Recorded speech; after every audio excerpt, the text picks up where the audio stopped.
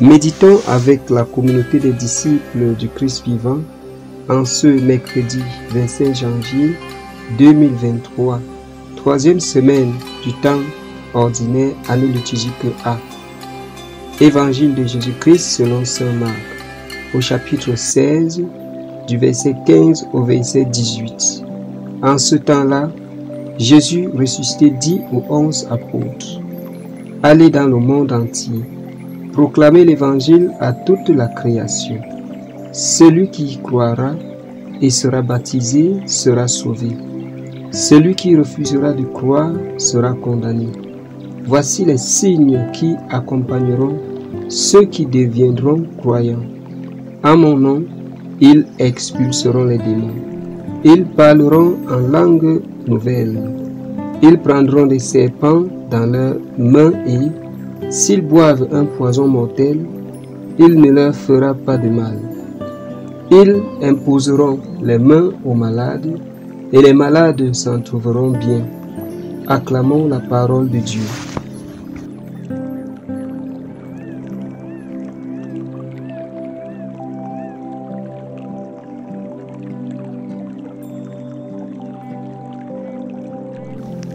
Méditation.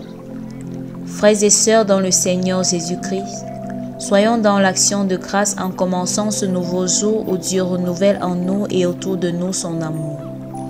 L'Église fête en ce jour la conversion de Saint Paul et les textes mettent l'accent sur la mission d'annoncer l'Évangile.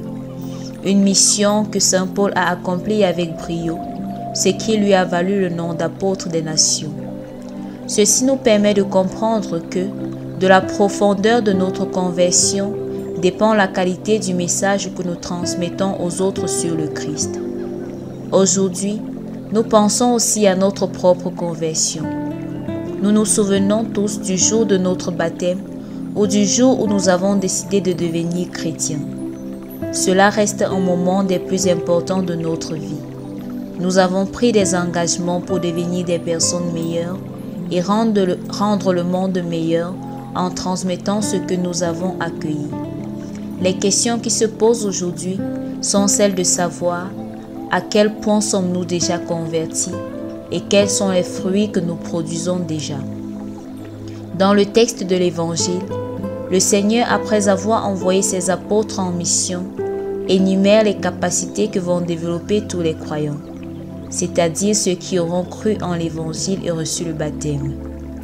Ils peuvent chasser les démons, parler des langues nouvelles, prendre des serpents dans leurs mains, survivre au poison mortel, guérir les malades en leur imposant les mains. Ces capacités, je ne les comprends pas uniquement au sens littéral. Par exemple, le démon étant le mal, dans notre société, il a plusieurs formes. Le mensonge, le vol, la division, la perversion, l'oppression, la violence, etc. Dans ce cas, chasser ces démons pour moi serait que je sois un défenseur de la vérité et de la dignité humaine, que je sois une personne honnête, un artisan de paix et d'unité. Ainsi, dans un monde où domine le langage de la haine, de la violence, de l'indifférence, je devrais être capable de répondre par l'amour, la douceur, l'attention. De même, prendre un serpent ou survivre au poison mortel peut être comparé aux différents risques que je prends au quotidien, à la façon dont je gère les difficultés. Est-ce que je me décourage quand je constate que c'est difficile et dangereux? Ou alors, est-ce que j'avance et je crois que je peux les surmonter et en sortir vainqueur? Quant à la guérison des malades, leur imposer les mains nécessite que je leur rende d'abord visite. Combien de fois est-ce que je le fais par semaine, par mois? Ai-je l'intention de leur apporter Jésus en posant de petits gestes d'attention envers eux? Alors, suis-je capable de faire tout cela ou encore suis-je réellement croyant? Et si je crois, mais ne parviens pas encore à accomplir toutes ces choses, je dois me demander ce qui m'en empêche. Ici, je regarde encore le processus de la conversion de Saint Paul, qui m'apprend que se convertir, c'est d'abord accepter de changer. Si ensuite accueillir la grâce que mes péchés sont pardonnés, pour enfin vivre de façon à ce que mes actes témoignent d'eux-mêmes de qui je suis. Et c'est ainsi que je pourrai à mon tour proclamer l'Évangile dans le monde. Prions. Seigneur mon Dieu, tu m'as aussi choisi pour annoncer la bonne nouvelle du salut au monde.